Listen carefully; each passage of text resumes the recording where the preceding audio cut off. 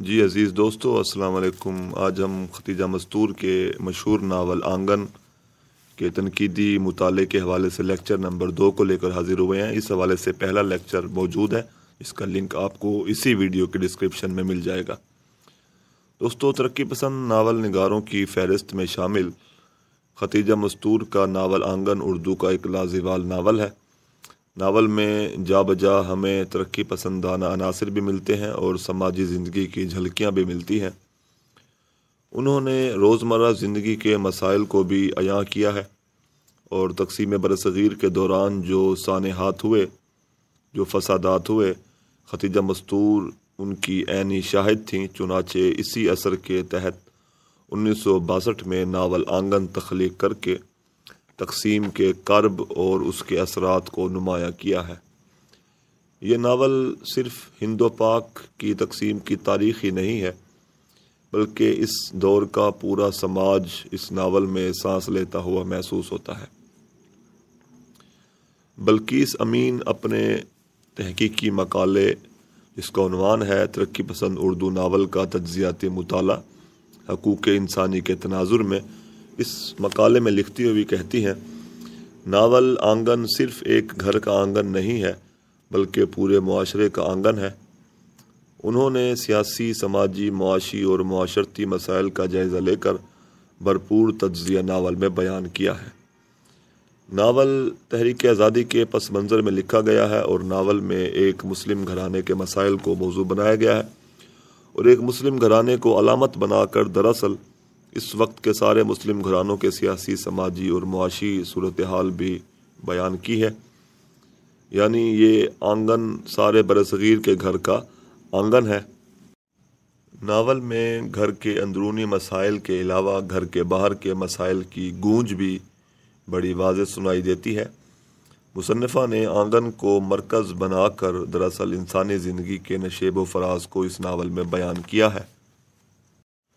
Novel آنگن میں جس گھر کو دکھایا گیا ہے، اس گھر کے تمام افراد تحریک آزادی سے وابستہ ہیں اور گھر ہر وقت سیاسی نظریات کے حوالے سے میدان جنگ بنا رہتا ہے۔ ناول 2 حصوں پر مشتمل ہے، ایک حصہ ماضی پر مشتمل ہے جبکہ دوسرا حصہ حال پر مشتمل ہے۔ اگر اس ناول کے کرداروں کی بات کی جائے تو بڑے چچا اظہر مرکزی کردار ہیں، گاندھی اور نہرو کے حمایتی ہیں، انگریزوں کے خلاف نبرد آزما ہے۔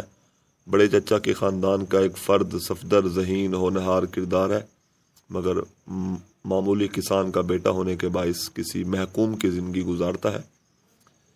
ایک کردار اسرار میاں بھی ہے، یہ ایک داشتہ کی اولاد ہے۔ اسرار میاں غلامانہ زندگی بسر کرتا ہے۔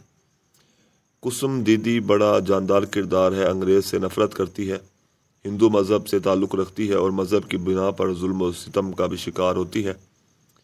چھمی کا کردار بڑا متحرک اور جاندار ہے، عدم توجہی کے باعث بد مزاج اور چڑچڑی ہو گئی، من مانی کرتی ہے، حالات سے گھبراتی نہیں، بڑے چچا کی مخالفت میں مسلم لیگ کے حق میں نعرے لگواتی ہے، گاندھی اور نہرو کو برا بھلا کہتی ہے، مسائل کا سامنا کرنے اور مخالفوں کو برداشت کرنے کا حوصلہ بھی رکھتی ہے، مگر جب ناکامی کا سامنا کرنا پڑتا ہے تو ایک عام دیہاتی سے شادی کر کے گمنامی کی زندگی بسر کرتی ہے۔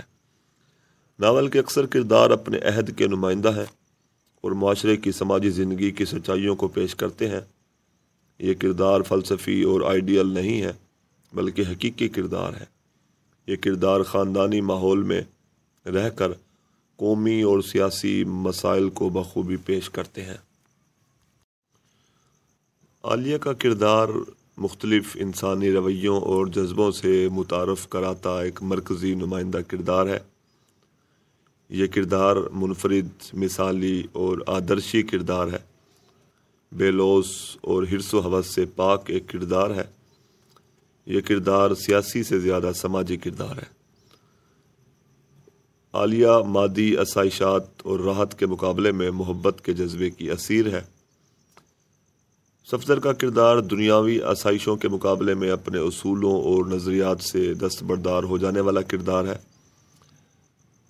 ناول میں مشترکہ ہندوستان اور تقسیم کے بعد پیدا ہونے والے حالات کی عکاسی کے ساتھ اس عہد کی تہذیب و معاشرت کی جھلکیاں بھی ہمیں صاف طور پر دکھائی دیتی ہیں۔ مہاجرین کو جن مشکلات کا سامنا کرنا پڑا، اس کا ذکر بھی ہمیں ناول میں پڑھنے کو ملتا ہے۔ یہ ناول قدیم جاگیردارانہ نظام کے زوال کی عکاسی کے ساتھ یہ بھی دکھاتا ہے کہ کس طرح سیاست خونی رشتوں پر اثر انداز ہو کر دلوں میں نفرت پیدا کرتی ہے۔ ایک ہی خاندان کے لوگ سیاسی اختلاف کے باعث راہیں جدا کر لیتے ہیں۔ سیاسی ابتری اور خلفشار اس ناول میں نظر آتا ہے۔ جو انگریز کے خلاف آواز بلند کرتا اسے قید و بند کی صعوبت کا سامنا کرنا پڑتا۔ یہ ساری حقیقتیں ہمیں اس ناول میں نظر آتی ہیں۔ ناول کا پلاٹ فنی اصولوں کے عین مطابق ہے۔ ہر واقعہ حسب ضرورت اور اپنی جگہ پر مکمل فٹ بیٹھتا ہے۔ ناول میں اختصار بھی ہے اور تہداری بھی ہے۔ کردار نگاری پرکشش، مکمل اور متوازن ہے۔ ہر کردار قاری کو دل کے قریب محسوس ہوتا ہے۔ زبان سادہ، سلیس، دلکش اور دلچسپ ہے۔ کہیں کہیں طنزیہ اور مزاحیہ انداز بھی نظر آتا ہے۔ روانگی اور برجستگی بھی موجود ہے۔ سیدھی سادی تکنیک ہے اور تاریخی موضوع، فنی و فکری پہلوؤں کے باعث اردو کا مثالی ناول جو ہے وہ اس ناول کو قرار دیا جا سکتا ہے۔ شکریہ۔